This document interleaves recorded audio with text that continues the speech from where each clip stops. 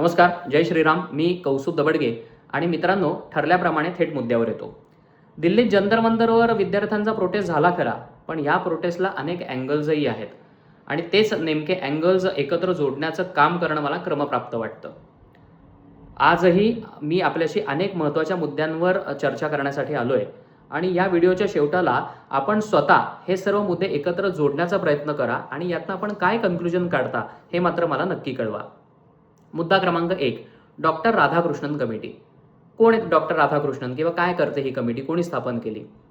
Doctor के राधाकृष्णन हे IIT कानपूरचे आत्ताचे BOGचे chairperson. याआधी इस्रोच्या स्पेस कमिशनचं चेअरपर्सन म्हणून त्यांनी काम पाहिलंय. उत्तुंग कामगिरी आहे, पद्मभूषण आहेत आणि यांच्याच अध्यक्षतेखाली केंद्र सरकारने शिक्षण मंत्रालयासाठी अशाच आणखीन तोलामोलाच्या 6 एक्सपर्ट्सना एकत्र आणलं आणि त्याला डॉक्टर राधाकृष्णन कमिटी असं म्हणलंय. जून 2024 मध्ये नीट पेपर लीकचा एक इन्सिडन्स घडला आणि त्यावर प्रतिबंधात्मक पाऊल म्हणून केंद्र सरकारने या कमिटीची स्थापना केली. जून 2024 मध्ये स्थापन केल्या गेलेल्या या कमिटीची नक्की कामं काय आहेत?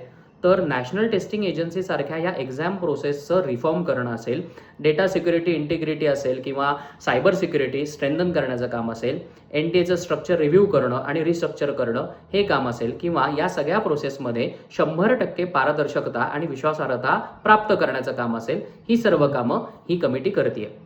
जून 2024 मध्ये स्थापन झालेल्या या कमिटीने अवघ्या 4 महिन्यातच केंद्र सरकार आणि शिक्षण मंत्रालयाला या सगळ्या प्रोसेसच्या संदर्भामध्ये 101 रेकमेंडेशन्स दिलेली आहेत.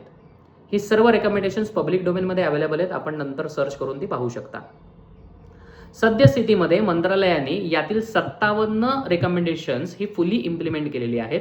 10 रेकमेंडेशन्स अशी आहेत की जी पार्शली इम्प्लिमेंटेड आहेत, त्यावर फास्ट ट्रॅकवर काम चाललंय आणि काहीच दिवसांमध्ये ती फुली इम्प्लिमेंट होऊन जातील. मागे राहिलेली 30-32 रेकमेंडेशन्स अशी आहेत, जसे आपण मागील व्हिडिओमध्ये आपण चर्चा केली की नंदन निलकणी कमिटीची स्थापना असेल किंवा ही सर्व प्रोसेस अजून जास्त तंत्र निश्चित करण्याची कामं असतील, ही रेकमेंडेशन्स त्यावर केंद्र सरकारने जोरात काम सुरू केलेलं आहे आणि काहीच दिवसांमध्ये तीही इम्प्लिमेंटेशनला येतील अशी आपण आशा करूयात. मुद्दा क्रमांक 2, मिस्टर कामाकोटी. आता कोण येथे कामाकोटी? तर हे सर आहेत IIT मद्रासचे डायरेक्टर, तसंच डॉक्टर राधाकृष्णन कमिटी आणि नंदन निलकणी कमिटीचे हे सदस्य आहेत. यांनी नुकताच ANIला एक इंटरव्ह्यू दिला, ज्यात त्यांनी अतिशय धक्कादायक माहिती दिलेली आहे. म्हणजे इतकी धक्कादायक आहे ती माहिती की CJP सारख्या यंत्रणेचं किंवा बाकी स्वतःला विद्यार्थी म्हणून घेणाऱ्या या यंत्रणेचं अवसान गळून पडेल इतपत ही धक्कादायक माहिती आहे. कामाकोटी सर म्हणतात की आता मे मध्ये जो पेपर लीक झाला तो डिस्ट्रीब्युशन लेवलपर्यंत झालाच नाहीये. मित्रांनो, समजून सांगतो. कामाकोटी सर म्हणतात की ही यंत्रणा आपली 2 रूट ऑफ ट्रस्टवर अवलंबून आहे. पहिला रूट ऑफ ट्रस्ट आहे सेंटर, की जे NTA आहे. यंदाचा पेपर कंडक्ट करताना डॉक्टर राधाकृष्णन कमिटीने केंद्र सरकार आणि मंत्रालयाला काही सुपर गाईडलाईन्स दिल्या होत्या.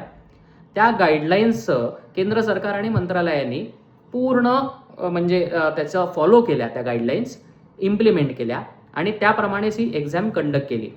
गाईडलाईन्स प्रमाणेच NTAच्या प्रिमायसेसमध्ये पेपर्स डिझाईन झाले, प्रिंट झाले. गाईडलाईन्स प्रमाणेच प्रिमायसेसमधनं ते पेपर्स प्रिंट झाल्यानंतर बाहेर आले.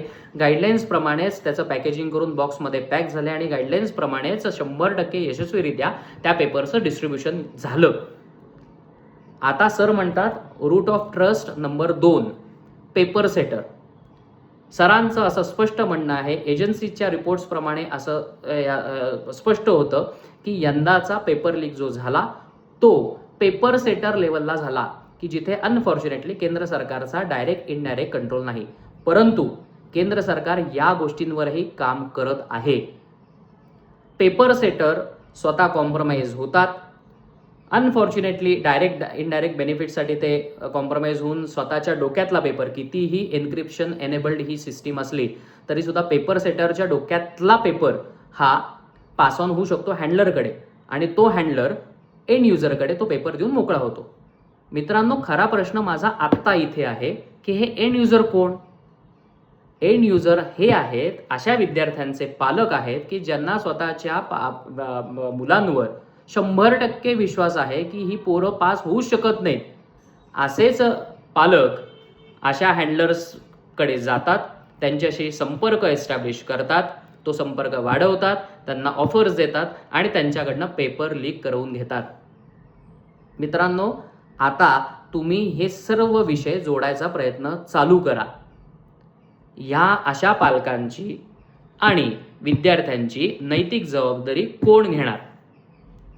आणि मुद्दा क्रमांक 3, पेपर लीक बिल अमेंड झालेलं 2026चं, की जे 27 जुलैला लोकसभेत मांडलं गेलं आणि 29 जुलैला ते पारित करून घेण्यात आलं.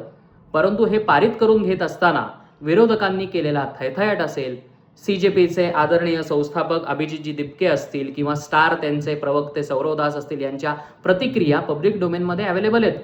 त्या जरूर पहा आणि तुम्हीच सांगा त्यांना खराच आनंद झाला का त्यांना आता अनेक प्रॉब्लेम्स निर्माण झालेत.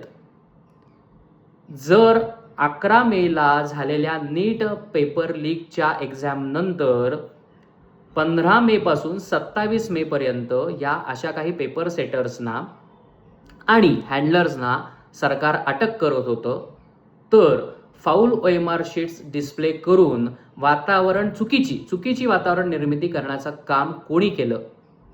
मित्रांनो, आंदोलन करायचं कोणाला होतं, कशा करता करायचं होतं आणि ते आंदोलन केलं कोणी, कशा करता केलं?